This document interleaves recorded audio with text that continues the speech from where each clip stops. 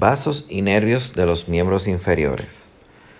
A continuación entonces vamos a hablar de estos elementos vasculonerviosos, básicamente haciendo una mención para conocer los responsables de la irrigación, drenaje venoso e inervación de los miembros inferiores de una manera un poco generalizada.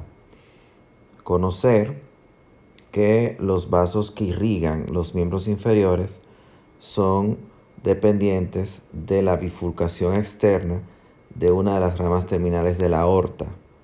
En este caso estamos hablando de las ilíacas comunes, las cuales terminan a nivel aproximado de L4, una ilíaca común derecha e izquierda, y los cuales a nivel de las alas del sacro ya entonces se bifurcan en una rama ilíaca interna o rama hipogástrica y otra entonces que es la ilíaca externa. Entonces las arterias ilíacas externas son las responsables de la irrigación de los miembros inferiores. Estas entonces, las ilíacas externas, al pasar por el anillo inguinal, ¿verdad? Uno de los elementos que mencionamos al hablar de los músculos abdominales, al pasar entonces la ilíaca externa por este ligamento o canal inguinal, cambia de nombre y se llama entonces arteria femoral, propiamente dicha. La arteria femoral la encontramos en la cara anterior del muslo, en un espacio triangular llamado triángulo de Scarpa. El triángulo de Scarpa está delimitado, su límite lateral es el sartorio, su límite interno es el aductor largo o primer aductor, o también llamado aductor mediano, y la base es superior de ese espacio triangular, que es el mismo ligamento inguinal. Eso es el triángulo de Scarpa. Importante, por ejemplo, cuando usted va a tomar alguna muestra sanguínea o va a canalizar esos vasos de gran calibre, saber la disposición cómo está. De manera más medial, más interna está la vena, luego en su porción media está la arteria y lateralmente está el nervio femoral correspondiente. Para aprovechar la gráfica, les digo entonces que la arteria femoral sigue la cara anterior del muslo, pero entonces se va medializando según va descendiendo, para luego va a atravesar un espacio, ¿verdad?, que se llama anillo de Hunter o anillo del tercer aductor o del aductor mayor, para entonces hacerse posterior la arteria femoral y cambia de nombre al quedar en el hueco popliteo. Entonces la arteria se llamaría arteria poplitea. Estos vasos, en el caso de los vasos femorales, entonces van a dar dos ramas, una rama superficial y una rama profunda, es decir, la arteria femoral superficial y la arteria femoral profunda. La arteria femoral superficial, ambas van a dar ramas a músculos, ramas musculares, y en el caso, por ejemplo, de la femoral superficial da una arteria circunfleja que va también al área ilíaca, la región del hueso ilíaco pélvica. La arteria femoral profunda es importante, por ejemplo, para la irrigación de la articulación de la cadera. Esta es especialmente la circunfleja femoral lateral, va a dar entonces ramas retinaculares que irrigan la cabeza del fémur. Luego entonces son ramas perforantes y musculares las que dan. Aquí lo ven un poco más detallado, las ramas que dan. Como dije entonces, está la cara posterior de la rodilla ósea. Al atravesar el anillo de Hunter, entonces la arteria femoral cambia de nombre a arteria poplitea, la cual entonces anteriormente va a dar ramas a nivel cutáneas y a nivel muscular. Por detrás entonces va a dar irrigación igual a los músculos de la región posterior y a la articulación de la rodilla. Cuando la arteria poplitea entonces alcanza o está a nivel de la sindesmosis tibio-peronea, es decir, la membrana interósea tibio-peronea, o también se le puede tomar de referencia la arcada del sóleo, recordando que el sóleo es un músculo que se inserta en los dos huesos de la pierna. Entonces, en esos dos reparos anatómicos, la arteria poplitea va a dar su bifurcación, que es la arteria tibial anterior y el tronco tibio-peroneo.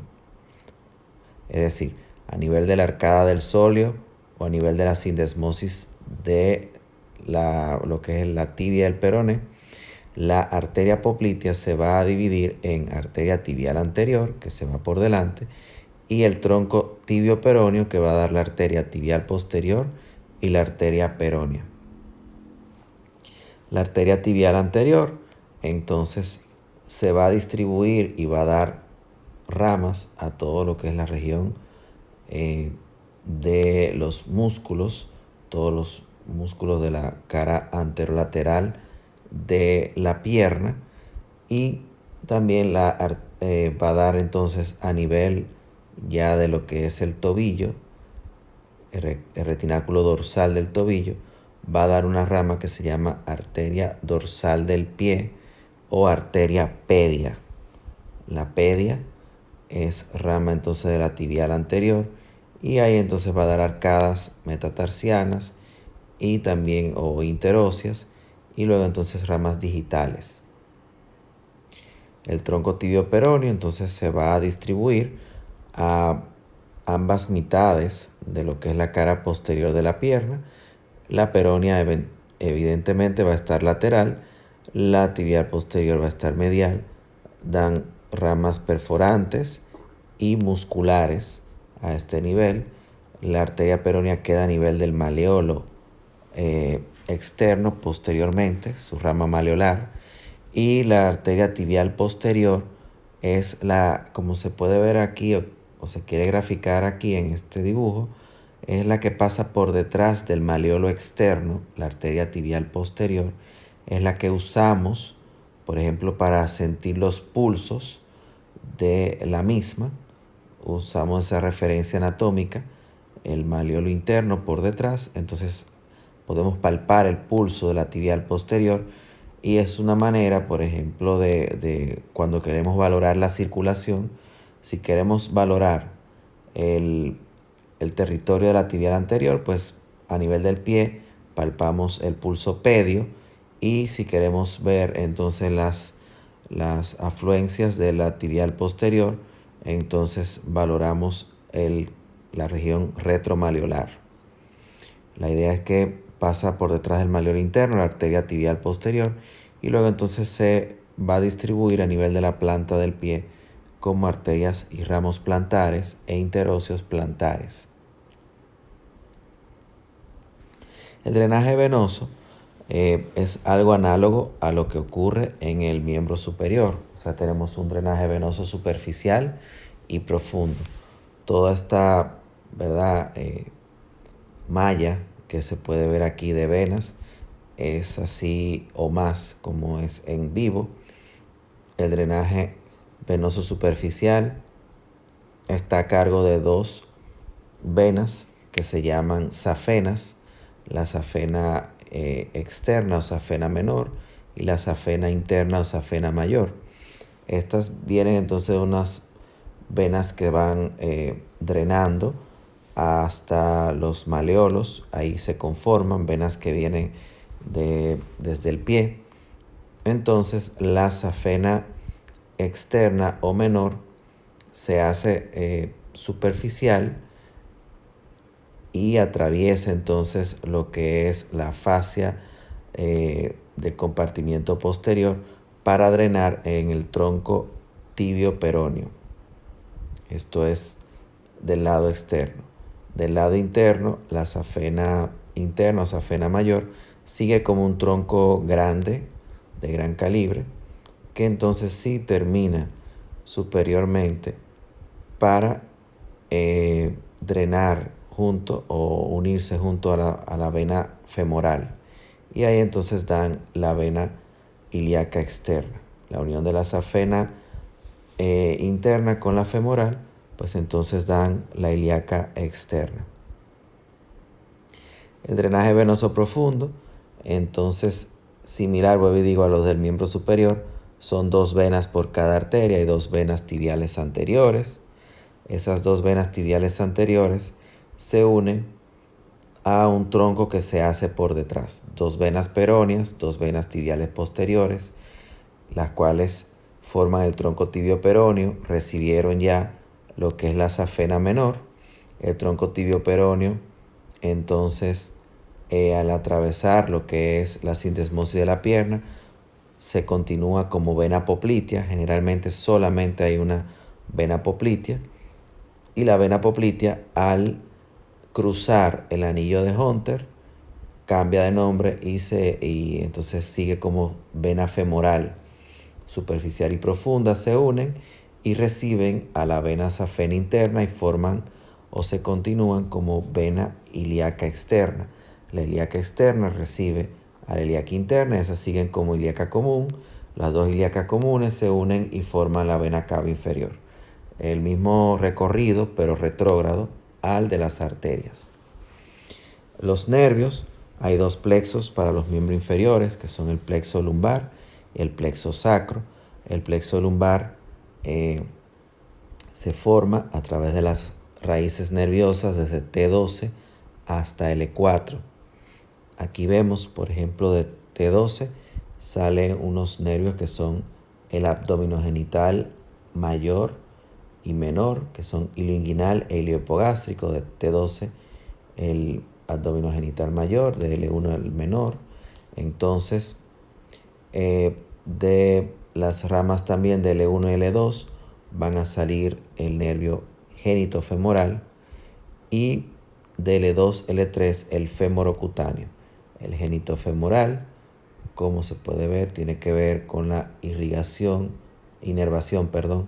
de lo que es la porción superior del muslo.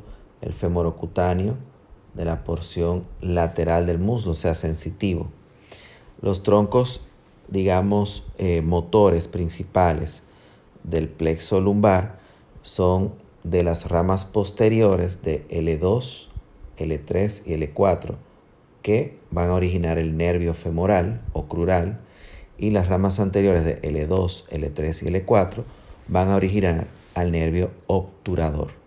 El nervio obturador, cuando revisan los músculos, van a ver que dan inervación a buena parte de los músculos de la región interna del muslo, aductores. Y el nervio femoral entonces va a dar inervación motora a parte anterior de los músculos del muslo por delante. El plexo sacro entonces es característico porque todas sus fibras convergen en una rama principal que es el famoso nervio ciático, no asiático, como a veces se le puede escuchar, es ciático. Entonces, este plexo sacro viene reuniendo las raíces, algunas ramas de L4 y L5, pero reúne todas las ramas de la región sacra. L5, S1, S2, S3 convergen y forman este gran tronco que es el nervio ciático. Hay algunas ramas de este S2, S3, S4 que dan el nervio pudendo, que también el nervio pudendo da inervación importante a lo que es la región perineal. El ciático atraviesa la escotadura ciática mayor, ¿verdad?